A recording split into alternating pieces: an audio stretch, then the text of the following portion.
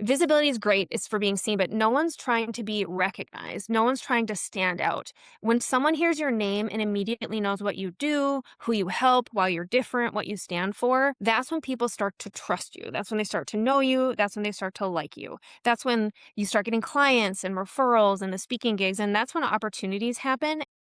Welcome to She Coaches Coaches, the podcast where we have thoughtful, honest conversations about what it really takes to build a thriving coaching business. I'm your host, Candy Motzek, and before building my business, I spent years as a senior corporate leader. Now, today, I work with coaches who are smart, well-trained, and deeply capable, and who want clarity about how to grow in a way that feels aligned and financially sustainable. On this show, I sit down with successful coaches to explore the real decisions behind their success, how they got started, what shifted as they grew, and the mindset and business choices that helped them gain momentum without burning out. Whether you're early in your coaching journey or refining a business you've already built, She Coaches Coaches is here to offer perspective, confidence, and grounded insight to support your next chapter. To learn more about how I work with people, go to my website, stepintosuccessnow.com. And now let's dive in. Hey, welcome to She Coaches Coaches, and I'm your host, Candy Motzek. I'm so glad that you're here today. I have a special guest, and I'd love to introduce her before we start. Her name is KJ Blattenbauer, and she believes that most people don't have a visibility problem, they have a recognition problem. And as the founder of Hearsay PR and creator of the Recognition Report and Roadmap, she helps founders and experts become the obvious choice in their industry by clarifying what they should be known for and building a reputation that compounds over time. She has nearly 3 decades in PR and placements in outlets, including Forbes, Inc., Fast Company, Architectural Digest, and House Beautiful. And KJ's work sits at the intersection of positioning, authority, and perception. She is the author of the book Pitchworthy and is currently working on Impossible to Ignore. KJ, welcome to the show. I'm so glad you're here. Thank you for having me. Happy to be here. Tell me, what are you most excited about right now? Most excited right now about just the opportunity that we all have, right? There's never been a greater time to be alive. But in all seriousness, it's true. There are so many ways for you to get your message out to so many different people all over the world at all times, morning, noon, and night. There's no excuse to not share your gifts with the world. And I'm most excited about all of the visibility and authority opportunities that are at our fingertips. It's interesting because I'm just hearing trust recession. Like everywhere I turn, I'm hearing trust recession, and I'm a coach.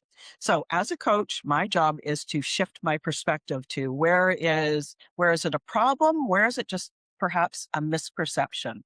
What do you think about that? The problem across the board, right? I think everyone with the ability to be everywhere, everyone is trying to be everywhere. Everyone's chasing more visibility, more followers, more media hits, more content. And visibility is great. It's for being seen, but no one's trying to be recognized. No one's trying to stand out. When someone hears your name and immediately knows what you do, who you help, why you're different, what you stand for, that's when people start to trust you. That's when they start to know you. That's when they start to like you. That's when you start getting clients and referrals and the speaking gigs, and that's when opportunities happen. And so I feel like people are skipping the most important step. You have to let people recognize what you want to be known for by teaching them very clearly what you want to be known for, and then giving them the language to refer you to others or to think about you, speak about you, to talk about you. With the trust recession, we're just jumping ahead. Everyone wants to go from step 1, which I have a business, to step 40. I want to be everywhere all the time, all the clients, and they're forgetting the steps in between. If I went on the street today and asked 5 different people, what you do, Candy, would I get 5 different answers? Because if I would, then you're making everyone work too hard, right? You have a trust leak. You have a recognition leak. You have a problem, right?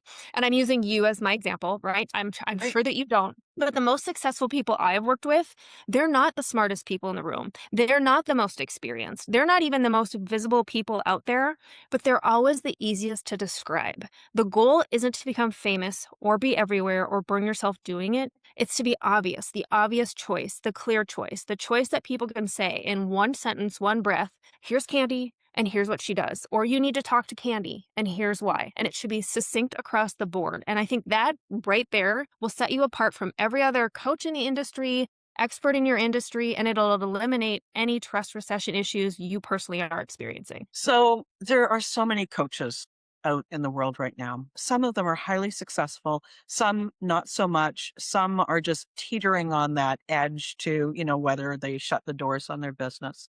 And as you described this thing about recognition and to be known for something, it sounds two different ways. It sounds like, well, that's kind of an easy thing to do as long as you've got the courage to show up. And then at the same time, it sounds like that's going to take some inner work to really define who am I?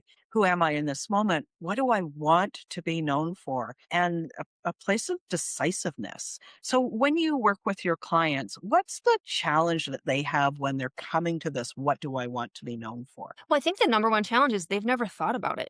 They've never taken time to get quiet, especially if they're a female. They have never taken the time to be quiet. Like, what do I want to be known for? Not what my partner, not what my spouse, not what my kids or my family or society expects from me. Like, what do I want to be known for? What's the one thing I want to achieve? They haven't taken the time to even think about that. I think the second issue is we're all multifaceted. We can all do multiple things. But in order to move forward, you have to be focusing your attention on one. And I'm not saying you have to niche down to the tiniest of detail, but you have to be known for one thing. I want to be known for recognition. There are a million other aspects of PR, but I want to help people get very clear on their messaging so they can be recognized. When you put that stake in the ground and pick your one thing, it also is vulnerability. You have to overcome that because once you decide, here's what I want to be known for, and you shout it to the world gets to judge you for it. And that's really, really hard when you have no other description to fall back on if you've just picked your one. But most entrepreneurs don't get quiet. They don't decide their one thing. When they decide their one thing, they're too scared to put it out there.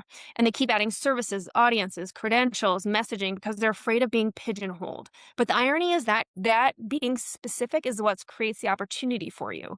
Become known for the one thing first. Then the market's going to trust you with everything else after. The strongest brands, when you look at them across the board, people or just companies, they're unmistakable. They're not broad. And so I also think the second mistake is once they know what they want to be known for, people start talking about what they do instead of what changes because they exist, especially in the coaching industry. Nobody wakes up on a Tuesday and thinks, oh God, I really want some strategy and some coaching and some PR and some consulting. No, they want confidence. They want credibility. They want more clients. They want momentum. They want growth, right? Messaging has to describe not only what you want to be known for, but the transformation you're giving people, not just the process or the tools. And the language is really key here too, right? Like it really feels like this is an opportunity to step up for Mhm. coaches, an opportunity to really say, here's who I am, here's what's important to me, and here's what I want to be known for. And there's like with everything, it's a bit of a two-edged sword, right? It's like it takes courage and vulnerability, the ability to stay vulnerable, to show up Mhm. in that way. But it's also really empowering because most of the time, the thing you want to be known for, you've probably got decades of experience with it, right? I was just interviewing another coach not too long ago, and he was a really interesting coach, really amazing guy. And we got to talking about imposter syndrome and how he works with a lot of senior leaders with imposter syndrome, not because it's easy, but it's because it's the real thing that's holding them back. And also his deep experience with that. So there's so much of this know yourself, courage to be quiet, and then to ask, what do I want to be known for? Is there a permission piece here too? Like a place where they have to give themselves permission to admit it to themselves? For sure. A million percent. It's permission to be like, okay, this is my dream and it's okay to say it out loud. This is my dream. It's okay to go for it. But it's also permission to step out into the spotlight, to own it and be like, I'm the expert in this, to say, I'm not bragging, I'm not boasting, but I know what I'm talking about, or this is what I'm passionate about.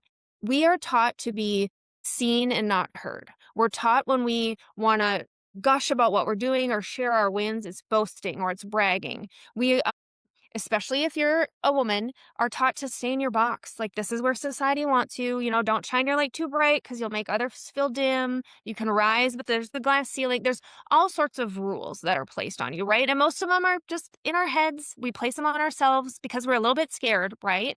But there's the permission to just go do great things. Like, whatever you believe in, the universe has put you in the spot and has given you these gifts. It would be selfish and wrong for you to not share your gifts with the world, right? Like, I have the gift of gab.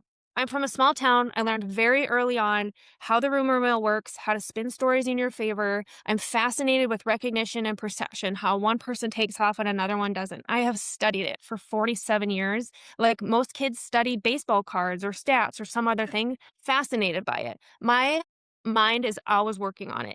If I saw someone who needed help tomorrow, could I charge them for it? Yeah. Or I could just throw them a bone and be like, this took me less than 5 minutes. I think it'll really help you. It's my gift to share with the world. Now, am I performing brain surgery? No, you don't want me to do that. But if I needed a brain surgeon, I would hate for that brain surgeon to be like, today's not my day. It's not my time to shine. You know, you Yeah. need the Yeah. expert when you need the expert. And I think we have to remember that. It's not about me, KJ. When I go on podcasts, when I speak on a stage, when I'm putting the book out there, it's about the message I can share with others to help move them forward. And when I come at it from a place of service and not a place of KJ, the person who wants to be famous because she doesn't, the whole world opens up.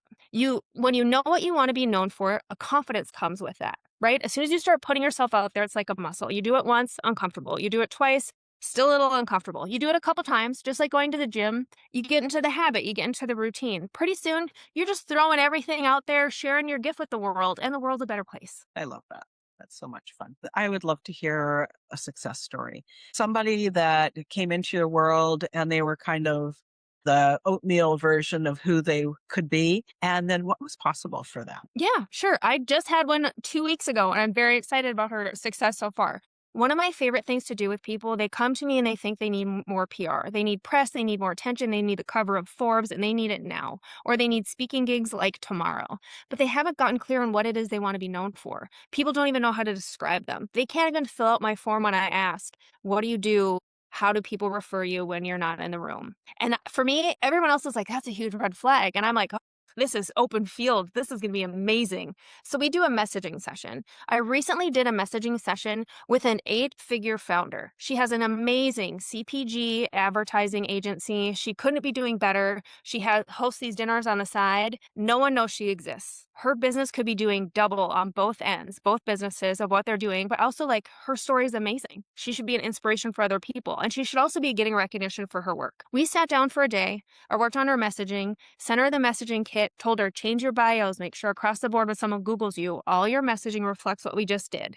And then just apply for a few speaking things using our new form, see where it gets you. And she's like, I've applied for these, I haven't gotten them. I'm like, just try it again. Try it again. Within a week, 3 paid speaking gigs. 2 high-profile clients that had just been watching and were waiting to see if she was the right person for them, but with the right language, she was. And she's, that's within like a week and a half of finishing up and changing things over. So when you get clear on what you want to do, the world opens up for you. And that's one of my favorite success stories this month. I love it. And I just think of how hard she probably had to work to do all of these things beforehand. Nothing against hard work. I mean, I work hard because it's rewarding because of what I'm creating. But what about if it could be easier? Right. Yeah. And if you make the hard stuff easier, think of all the other things you could be tackling, right? The That's next right. hard challenge. And so much of this is that permission to be yourself. And it reminds me of that Marianne Williamson quote: when you shine, then you give everybody else permission to shine as well. Hmm. It just Yeah. really, really reminds me about that. One of the things that you said, KJ, is this idea that people think they need sort of more surface. I need more publicity. I need more reach. I need to go viral. I need to be everywhere. But your approach is quite different. It's about getting really true and getting, I don't know what the word is, intentional might be Yeah. the word. How did Mhm. you come to that as an approach, like this change? It's different, right? Oh, it's completely different. My peers will tell you you need more press, we need to be doing whatever. And of course, you're probably paying for media that you're secured, right? So it all stacks up in everyone else's favor. You get more press, they get more money, more, right? If you go on social media, it's like you need to post more for 15 times a day, do all these videos. I think I heard Gary Vee or someone, Alex Ramosi, say 250 things a day. Like, who has time? No, I'm busy working. I actually think there's too much noise. And maybe it's because I started working before the internet was a thing and definitely before social media was a thing, right? But I think there's too much noise. I think when everything's coming at you, we just want calm. We just want to know, okay, what do I do next? Or what do I need next? Or what's the solution for this problem? I don't need the fluff or the marketing. We're all burnt out by hearing too much jargon and word salad. We want what's clear. So when you get clear on what you know, and you can say it in one sentence, one breath, and you can tell it to people, you just need to take that message, make sure it's uniform across anywhere someone can Google you. Then identify your target audience. What are they reading? What are they watching? What are they listening to? Congratulations. You only have to show up in those spots. Maybe they're not even on social media and you just saved yourself 30 hours of time a week not posting, creating things, worrying about content, the algorithm, all those things. But once you're clear on your message, it's uniform across the board and your house is in order, right? You know where your people are reading, watching, listening to? You need maybe 3 to 5 solid press hits in that target demographic. If you took those 3 to 5 press hits and you made 10 to 15 different pieces of content from that, you have more than enough content for a year, but you also know exactly how your people want to hear from you, where they want to hear from you, and you have your outreach done. You've built your authority base. Congratulations, you should be the authority in your industry by that point. And if you aren't, it's because you either aren't where your people are or your message isn't clear. And I think most of us become burnt out because we're trying to be everything to everyone. We think we're speaking to our people the right way, and we're not, or we're not being clear enough, or we're speaking to the wrong people. It's just a puzzle, and I love how the puzzle fits together. Yeah, it's solvable, right? Mhm. Like, Easily, it's like these easily. are these are the things. If Mhm. if you think your message is right, well, then you're not in the place where your people are. Like, it's not. There's not that you have to go and rework the message. It's that you have to just sort of stay the course. I love that. I know that originally you said when they start this process, get quiet and then start to ask. What is like the one breakthrough question that you've noticed for your clients? Like, there's a one question that when they get that, it sort of turns it around for them. I think the one that shocks them all is, if money was no object tomorrow, like, what do you really wanna be known for? Because so many people haven't thought about it. There's a lot of and there's always, like, a very dramatic pause, and then sometimes they aren't honest about it until a little bit later in the process, because they haven't either thought about it, they're embarrassed to say it out loud, which is so sad because, like, I love everyone's dreams. I'm never gonna laugh at yours. You know what? I'm gonna be the friend that's gonna push you forward with all the audacity, like, "Yes, let's do this. I'll go with you to the moon." But I think the other thing for people is when they start to see the process happening. You know, they figure out what they want to be known for. We start working on their messaging, and then it just starts to click like, oh, I never looked at my business this way, or I never thought about it that way, or I never thought to introduce myself that way. And it's not like we're taking you from rags to riches and changing up your language and making you a completely different person. We're just simplifying, literally, usually taking out a lot of words and simplifying what you're known for, what you want to be recognized for, and fixing your reputation.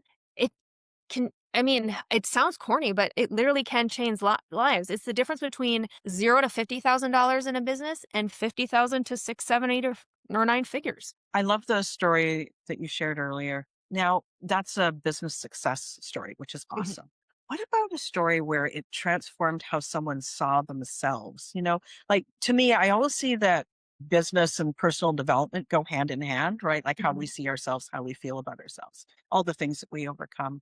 What about something like that? So, somebody who actually really stepped into who they really are. Yeah. I actually just went through this last night with one of my girlfriends. She is amazing and talented and brilliant, and she looks at online transformation, Meta ads, Google ads, and so much more. But it's not just the ads are creating them. She looks at the whole gamut, the whole piece of the pie to tell you, okay, this is why your cost of goods is horrible. This is why it's not working for your business. Here's where you're leaking money. She does these amazing audits. She has helped people. I think she saved a lady like almost $2 million the other day. And then she helped someone else who was spending money on ads grow from like $30,000 a year to like over 1.2 million. And if you would ask my friend, she'd be like, I'm just a mom in Utah working out of her laundry room. Like, I'm just a silly mom. I'm just goofing around. I just do whatever. No, she's brilliant. And I said, I'm done. I can't listen to you say one more time, like, stop talking about my friend that way.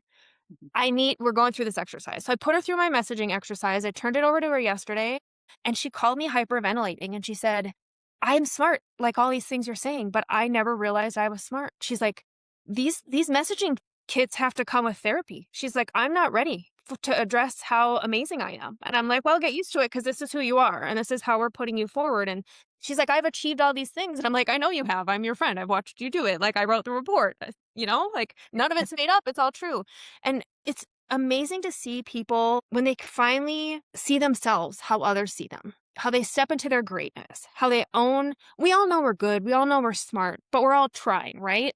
And sometimes the setbacks feel way heavier than the wins, and sometimes the wins are a little bit harder coming. It's tough to be an entrepreneur. It's lonely. It's if everyone could do it, not, not Everyone everyone's would. doing it, Yeah. right? The trials and trip it's a great trip. Like, no one's truly embraced the 4-hour work week. Those aren't real, right? We've embraced the nonstop struggle, and it's fun, and we like it, and it's a challenge, but when you finally see yourself how other people see you, it is an amazing gift, and I love seeing those light bulb moments with people. Like, I get it that you're a PR person, but I actually think you're kind of like the fairy godmother version. You're like come in for Cinderella and get her all dressed up, and she's like, "Wow, I really look like this," right? Like Yeah, that's the fun. real work, right? I just want look, I'm a girl from a very small town, and I didn't have a lot of "if you can see her, you can be her" surrounded by me, right? But I also had an amazing support network where they told me one time, "You can be anything you wanna be," and I took that and ran.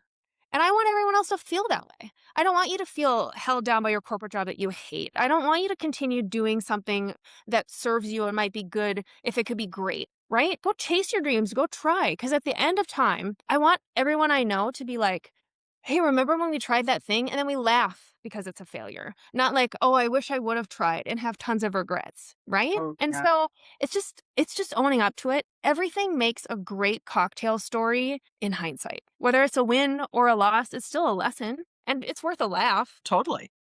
As long as you don't take yourself too seriously. I mean, we're all Right. just growing and evolving, right? Tell me a little bit about your book.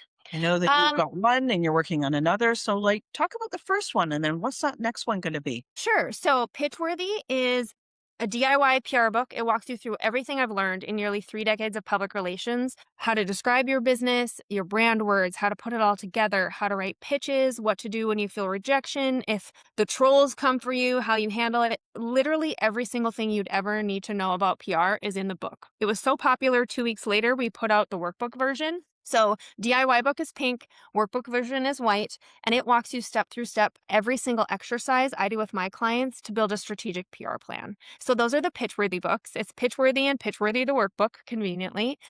Impossible to Ignore is going to be a quick 1 hour read that's going to completely change how people view visibility, reputation, and recognition. I think we have been taught the wrong way to look at visibility. It's not more, more, more, more. It's not noise for the sake of noise. It's getting clear and being recognized for the right things. Recognition is what shapes who takes off and who gets held back.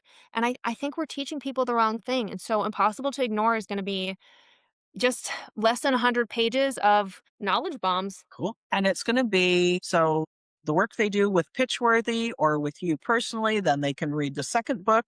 And Mhm. that's okay, now here's what to go and do with some of Yep. that. Yep. Now here's how to look at everything big picture. It sounds like you got a mission. I am on a mission. I I am can on a tell. mission.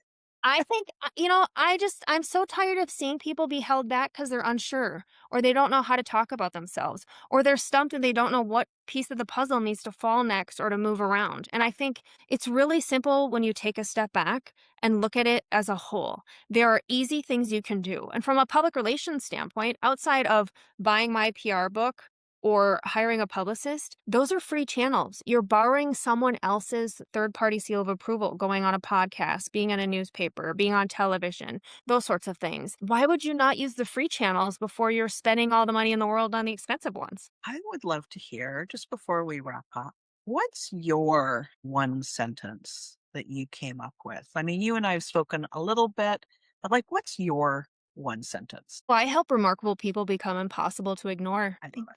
Yeah. And it really reflects your love of people, like the Mhm. way you really see them and boost them up and love them and help them to love themselves exactly as they are, right? Yeah. Everyone has a great story. They just don't know how to properly tell it. You've really inspired me with this. I love it, KJ.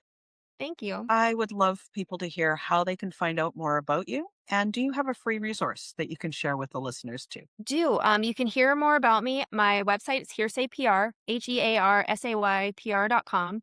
If you put a backslash freebie behind that, you can get 3 free resources. One's on visibility, one talks about why PR is the most important thing to start before your payroll and has exercises.